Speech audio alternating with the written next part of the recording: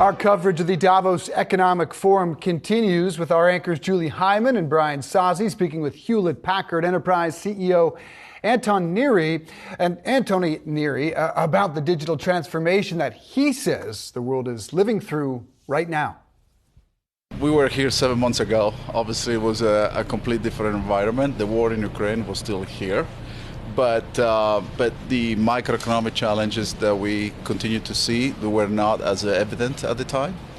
That said, the tone is all about making sure that we focus on that energy transition, climate continue to be at top of mind, and then making sure the private and public sector address some of the biggest challenges we live in today, particularly this transition on the digital transformation that we all live in. So for me, it's always a good time here because I get to learn and listen, and we get to meet our customers and the government officials we work with.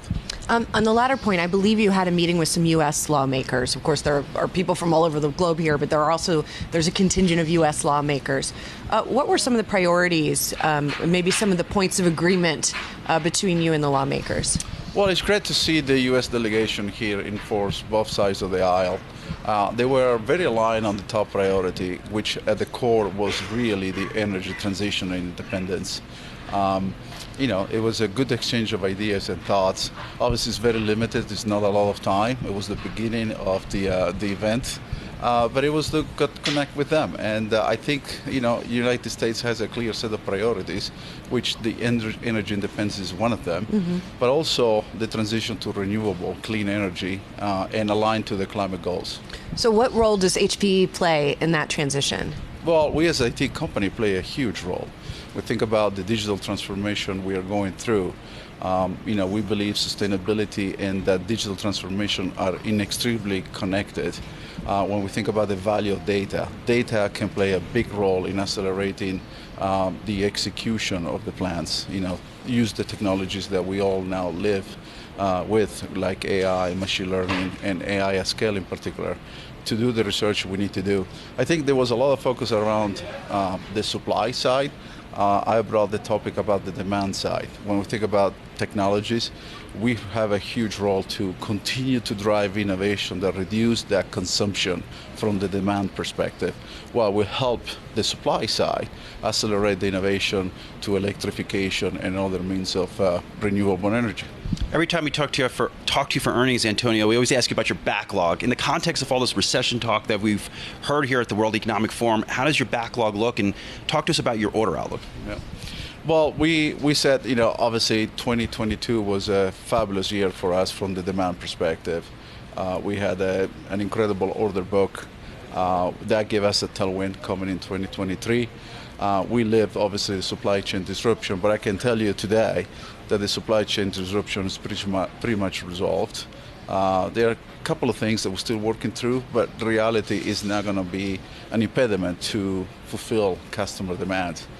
On the demand side, I think the demand is still steady. I think IT continue to be a top priority for investment. That growth that we saw on spend is still up there, but maybe the priorities are shifting. So, for example, when I talk to customers, they tell me resiliency is one top priority. The other one is the use of data to advance business outcomes. The third one, obviously, is cybersecurity continue to be there. But the fact of the matter, cloud as an experience has not been deployed everywhere in the enterprise and not for all the workloads. So we are very enthusiastic about the opportunity going forward. As you know, we have a clear strategy to give customers the ability to consume what they need in a platform-oriented, unified experience, and we believe we are well positioned. Now, we have to navigate through some of the bumpiness, but I think that tailwind will give us a great opportunity to deliver a very strong year in 2023. Of course, we got the news yesterday that Microsoft was laying off 10,000 people. When you talk about IT spending patterns changing, do you see yourself reallocating resources internally rather than doing layoffs, for example? Well, we did that. Actually, we started our process right at the beginning of the pandemic. In March 2020, when we announced our, at the time, Q1 results, we shared with the street that we are taking an aggressive stance to reallocate resources in the areas we want to focus going forward. Areas of high growth, high margin, and accelerate our transformation to become an edge-to-cloud company. We were heavily criticized at the time. Why you're starting so aggressive so early, you know? And my learning has been throughout my career to basically take opportunities in a crisis to do what you need to do basically with the leadership that's required. So we believe we have done that. That's the result of what we have done in Q4 as earnings, is the result of many quarters of execution. And we will continue to reallocate resources. In fact, we continue to hire in some areas where we need the talent to continue to accelerate our strategy. Speaking of talent, Antonio, you also were amongst the first to move your headquarters during the pandemic. It's now well on the ground. Are you a big believer in hybrid work? Are employees back in these offices, not just in the new U.S. headquarters, but also around the world? Yeah, so the move to Texas has been incredibly successful, but as I said at the time, we got the best of the both worlds, right? We built two amazing campuses, one in San Jose and one in Houston now. That gives the opportunity to allocate talent in both locations. Obviously, Texas gives us the opportunity to access talent in a more flexible way, I will say. There is an amazing college system within 100 miles of us. It has been incredible good for us. I believe in hybrid world, but there are certain jobs that requires you to be on site. And we continue to see continued growth to be people back at the office. But it's very location dependent, I will say. For example, in Houston today, I can say more than 70% of the people are back at the office on a consistent basis. The younger generation want to be at the office because they want to interact, they want to learn.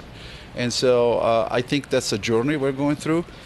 Ultimately, we will find the right balance between us and the employees, right, to get the best outcome.